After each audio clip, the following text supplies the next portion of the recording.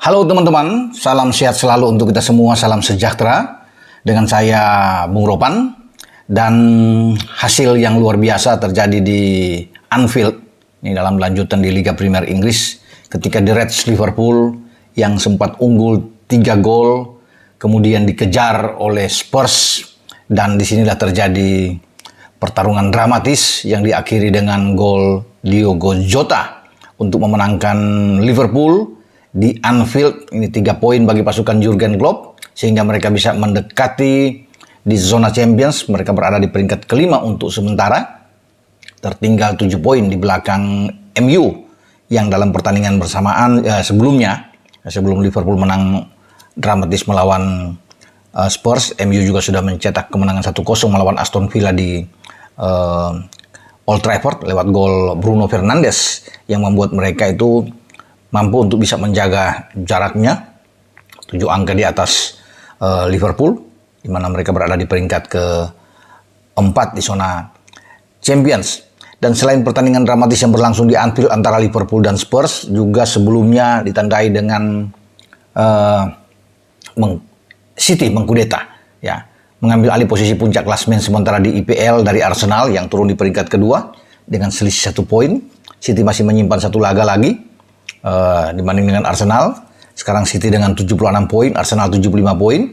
Ini berkat kemenangan City atas tuan rumah Fulham dengan 1-2 di markas lawan, dan membuat pasukan dari Pep Guardiola ini tersenyum, ya, karena mereka bisa mendapatkan hasil yang mereka inginkan. Gelar juara sudah di depan mata mereka. Ini soal waktu, asal dibutuhkan konsisten bagi City. Dengan tabungan masih ada 1 laga lagi, ini membuat mereka sekarang bisa lebih tenang. Karena Arsenal itu masih akan bermain pada Rabu dini hari menghadapi Chelsea dalam derby London. Nantinya Arsenal harus bisa menang untuk bisa mengambil alih lagi posisi, walaupun mereka lebih banyak bermain dari City. Tapi kemenangan itu mereka butuhkan, ya, untuk tetap menjaga kepercayaan diri mereka dalam persaingan race menuju gelar juara pada musim ini, pada bulan Mei ini nantinya, ya, untuk menentukan siapa yang akan menjadi juara di Liga Premier Inggris. Walaupun itu sekarang posisi dari City jauh lebih bagus setelah Arsenal mengalami pertandingan-pertandingan yang kurang begitu mengesankan bagi tim asuhan Mikel Arteta ini. Mereka kalah dihajar dengan 4-1 oleh City, bermain di Etihad, dan sebelumnya mereka mengalami 3 kali hasil imbang dari Liverpool, juga dari West Ham mereka juga sempat imbang, dari Soton juga mereka sempat imbang. Sayang sekali mereka harus banyak kehilangan poin setiap ini memberikan kesempatan bagi City untuk bisa menyalip mereka. Bahkan di Craven Cottage, markasnya Fulham, bagaimana Erling Haaland dan kawan-kawan bisa memanfaatkan itu, bahkan di babak awal, yaitu menit ke-3 itu sudah ada penalti, ya, ketika dieksekusi dengan baik oleh Haaland. Ini diawali juga dengan pelanggaran yang dibuat oleh pemain belakang Fulham, Tim Rim, yang mengambil Julian Alvarez, sehingga wasit menunjuk titik putih, dan Haaland tidak menyia-nyiakan kesempatan ini untuk membuat dia mencetak gol yang ke-34, menyamai apa yang pernah dilakukan oleh Andy Cole bersama dengan MU atau Alan Shearer saat dengan Blackburn dengan 34 gol dalam semusim. Namun bagi Haaland, dia masih punya kesempatan untuk bisa mencetak gol demi gol, karena pertandingan yang dimainkan kan mereka baru 32, jadi kesempatan lagi untuk bisa ada 6 pertandingan ke depan bisa dimanfaatkan oleh Haaland mencapai paling tidak 40 gol dalam semusim. Ini luar biasa. Dengan dia mencetak gol ke gawang Fulham saja lewat penalti, itu sudah menjadikan gol ke-50, ya, kalau nggak salah 50 dalam 34 laga di semua kompetisi yang dia ikuti bersama dengan City. Luar biasa pemain asal Norwegia ini, ya. Dan setelah gol dia buat demikian, sempat disamakan oleh Carlos, ya, pemain Fulham 1-1, dan akhirnya Julian Alvarez menentukan kemenangan 3 poin penting di menit ke-36 lewat sebuah tembakan yang luar biasa dari luar kotak penalti yang dilakukan oleh Julian Alvarez ini. Ini gol ke-8 bagi Alvarez, ya, dalam 17 laga bersama dengan City pada musim ini, dan dia dimainkan lebih awal oleh Pep. Jadi melawan Fulham ini ada 2 perubahan yang dibuat Pep dibandingkan dengan mereka menang 4-1 melawan Arsenal. Dua perubahan itu terjadi dengan Mahrez masuk bersama dengan Julian Alvarez. Karena Kevin De Bruyne yang mencetak gol luar biasa melawan Arsenal di Etihad, dan gol paling tidak dari De Bruyne saat itu, tidak dimainkan, bahkan tidak ada di bangku cadangan. Sehingga ada perubahan ini, Pep memainkan langsung Julian Alvarez dengan tetap tentunya di lini depan ada Erling Haaland sebagai pemain nomor 9. Alvarez bermain agak ke belakang, tapi ini tetap kuat. Mahrez dimainkan lebih awal, bukan Bernardo Silva, karena melawan Arsenal Silva yang didorong lebih dulu. Silva dimasuk di babak kedua termasuk dengan Phil Foden. Jadi ini taktik dan strategi dari Pep ini luar biasa. Siapapun yang dimainkan dilihat dengan kondisi lawan. Dan akhirnya Julian Alvarez membayar itu dengan luar biasa. 1 gol, dan sebelumnya dialah yang menentukan penalti dari City ya, ketika diambil oleh tim Rim. Dan sekarang bagi City, mereka lebih tenang karena dalam pertandingan nantinya sebelum mereka menghadapi Madrid pada tanggal 10 Mei yang akan datang di leg pertama yang akan berlangsung di Santiago Bernabeu. Ini babak semifinal di UCL. Mereka akan melakoni di antara tanggal 4 sampai tanggal 6 Mei ini dalam 2 laga yang saya kira akan menentukan mereka. Mereka akan bisa memenangkan pertandingan demi pertandingan. Ya, ada West Ham, kemudian ada Leeds yang saya kira mereka akan ambil lah ketika semua akan berlangsung di markas mereka. Dan ini 6 poin ya ke depan yang sudah pasti mereka akan dapatkan ketika itu semua lawan itu akan datang ke Etihad, markas mereka. Jadi itu yang saya bilang tadi. Peluang untuk bisa menjadi juara mereka sudah sangat terbuka. Ya, ketika mereka sekarang berlari dengan kencang, ya, tidak terkalahkan paling tidak dalam 8 laga terakhir beruntun ya di IPL mereka tidak kalah, sehingga menempatkan mereka sekarang ada di puncak klasmen. Nah, kita bergeser dengan apa yang terjadi di Anfield ini luar biasa. Ya, Liverpool sempat unggul dengan 3 gol. Begitu cepat, Curtis Jones memanfaatkan umpan Trent, kemudian di menit ketiga sudah mencetak gol. Bahkan dilanjutkan dengan Luis Diaz ketika dia memanfaatkan juga umpan dari Cody Gakpo di menit ke-8, dan akhirnya Muhammad Salah dengan penalti Salah di menit ke-15. Bahkan 15 menit pertama sudah 3-0, artinya sepertinya mereka akan dengan mudah untuk bisa menang ya melawan Spurs dalam pertandingan. Tapi Harry Kane bisa membangkitkan asa mereka ya ketika bisa memperkecil di babak pertama sebelum masuk babak kedua. Nah, di babak kedua ini saya pikir pertarungan itu terjadi luar biasa. Memang penguasaan bola masih ada di Liverpool. Liverpool kalau saya catat sini ada dalam catatan 68% berbanding dengan 32% dari Spurs. Secara keseluruhan memang Liverpool melepaskan 12 tembakan, 4 on target. Tapi Spurs di babak kedua itu 10 tembakan dan 7 on target. Lebih banyak on target dibandingkan dengan Liverpool. Dan mereka tampil berbeda dengan di babak pertama. Mereka gaspol di babak kedua, dan akhirnya mereka bisa mendapatkan itu. Zone bisa mendekatkan pada menit ke-77 untuk ada 3-2 masih untuk Liverpool sebelum ada pergantian pemain yang ada di sana. Richarlison masuk di babak kedua, dan akhirnya dia memanfaatkan umpan dari Zone dan menghasilkan gol dengan tandukan dia, menaklukkan penjaga gawang kompatriot dia sama pemain asal Brasil yang mengawal gawang Liverpool ya, Eli Becker. Dan inilah kita lihat sebentar aja untuk gol dari ini dia ya, itulah umpan melengkung dari Zone dan akhirnya diselesaikan dengan tandukan sambil menjatuhkan diri dari seorang Richarlison untuk bisa membuat drama yang luar biasa terjadi di Anfield. Ini total ada 7 gol dengan hasil 4-3 ya. Dan 2 gol terakhir itu ini mencengangkan. Ya, ini tegang sekali pendukung Liverpool tentunya ketika Richarlison bisa menyamakan 3-3 di injury time, sudah melewati batas normal.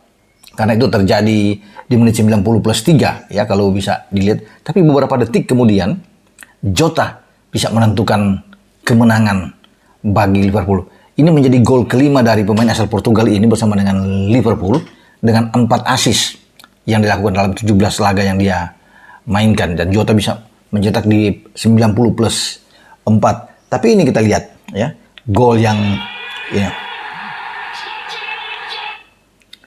dari Richarlison luar biasa, ya. Seakan-akan mereka sudah bisa mendapatkan ini 1 poin membawa pulang dari Anfield, ya, ketika 3-3. Tapi kemudian Eli Becker menendang bola ke depan, mengarahkan ke sudut kanan pertahanan Spurs, dan di sana kita bisa lihat ada kesalahan yang dibuat oleh Lucas Moura, memberikan umpan ke belakang, dan di sana dia tidak tahu ada Jota yang masuk untuk menyambut bola, dan dengan dingin, dengan tenang, Jota memplacing bola itu untuk menaklukkan gawang dari Fraser dari Spurs, dan akhirnya mereka bisa.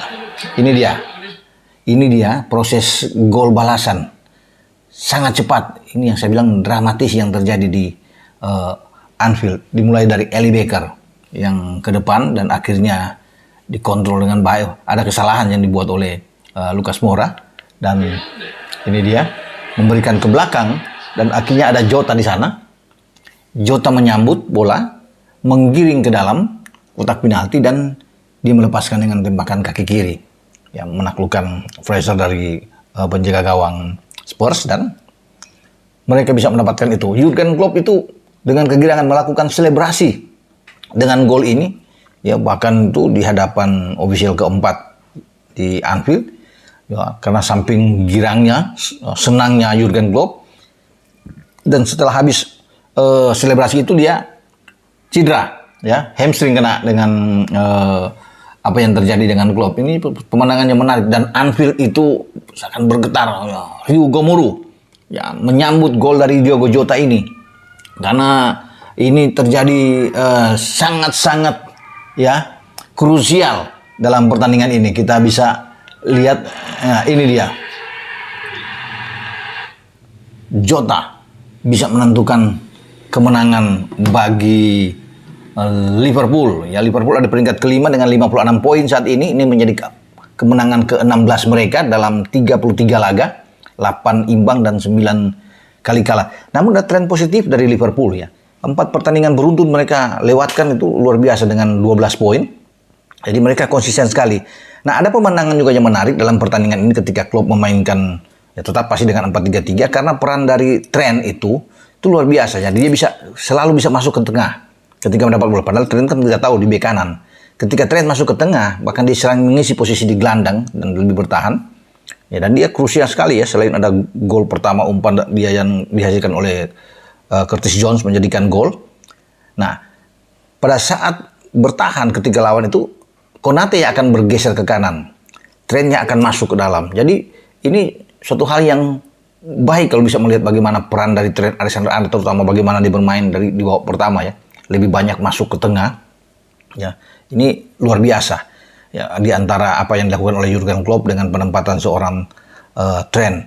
Nah, kemudian kalau dia ada pergeseran di sana, Fabinho yang banyak juga membantu sebagai gelandang yang lebih bertahan untuk bisa mengisi posisi ke belakang, ya, ketika ada tekanan dari lawan, sehingga ini Trent tidak akan kembali mungkin ke kanan kalau dia telat, dia akan mengisi ke dalam, tapi dibantu oleh Fabinho di sana. Nah, karena kita tahu ada 2 anak muda juga yang bermain di sana, ada Harvey Elliott dan Curtis Jones yang ditempatkan untuk bisa mendampingi Fabinho, dan mereka bermain bagus sekali sebelum ada pertukaran dengan Elliott keluar, ya. Ada Hendo yang masuk, ya. Curtis Jones juga keluar, posisinya diisi oleh Milner di babak kedua. Ada beberapa pergantian termasuk Luis Diaz tentunya yang keluar karena bersama dengan Cody Gakpo. Ya, kita bisa melihat ada Nunes juga bisa dimainkan, dan Jota yang dimainkan. Jadi perubahan-perubahan ini yang enak melihat, dan ternyata Trent bisa menjalankan tugasnya dengan baik, ya. Ketika dia tidak bergerak dari kanan, ya, dia akan tetap memotong masuk ke tengah untuk bisa membantu lini tengah. Suatu hal yang sangat baik sehingga mereka lebih menguasai permainan dalam pertandingan melawan Spurs. Namun perjuangan Spurs, perlawanan gigi dari Spurs ini yang perlu saya acungkan jempol, yang mereka tidak hilang semangat mereka, terus bisa mengejar sampai terjadi 3-3, dan akhirnya mental juga bagi Liverpool yang menentukan langkah mereka untuk bisa memenangkan pertandingan ini. Dan bagi Liverpool, mereka enak karena mereka juga masih akan memainkan 2 pertandingan di Anfield, melawan Fulham tanggal 4 dan melawan Brentford pada tanggal 6. Kalau ada 6 poin di sini sambil menunggu tentunya MU tergelincir, gitu, ya, dalam pertandingan ini. Memang 7 masih jauh, menunggu 3 kali tergelincir baru bisa Liverpool naik dengan harapan Liverpool menang terus. Tapi kalau bermain di Anfield, saya pikir mereka bisa menang melawan Fulham dan Brentford. Namun tidak boleh menganggap enteng juga karena ini sering membuat kejutan Fulham dan Brentford sebelum mereka ke Leicester dan mereka balik ke kandang menghadapi Aston Villa dan akhirnya mereka nantinya menutup musim ini menuju ke St. Mary menghadapi Southampton. Ya, kita akan tunggu bagaimana pergerakan Liverpool yang sudah masuk mendekati di zona Champions, apakah mereka bisa masuk, ya walaupun harus berjuang dengan gigi nantinya, ya perjuangan yang sulit tentunya, misi yang berat yang diemban oleh Jurgen Klopp. Paling tidak mereka hanya bisa ikut di Liga Eropa jika MU stabil, karena MU masih lebih sedikit bermain dibandingkan dengan Liverpool sudah 33, MU baru 32. Jadi memungkinkan bagi MU bahkan untuk unggul 9 poin nantinya. Tapi kita lihat ke depan, ya, bagaimana pertarungan untuk bisa meraih gelar juara, masuk di zona Champions, juga di Liga Eropa, dan siapa yang akan degradasi di IPL. Dengan saya, Bung Ropan. Ciao.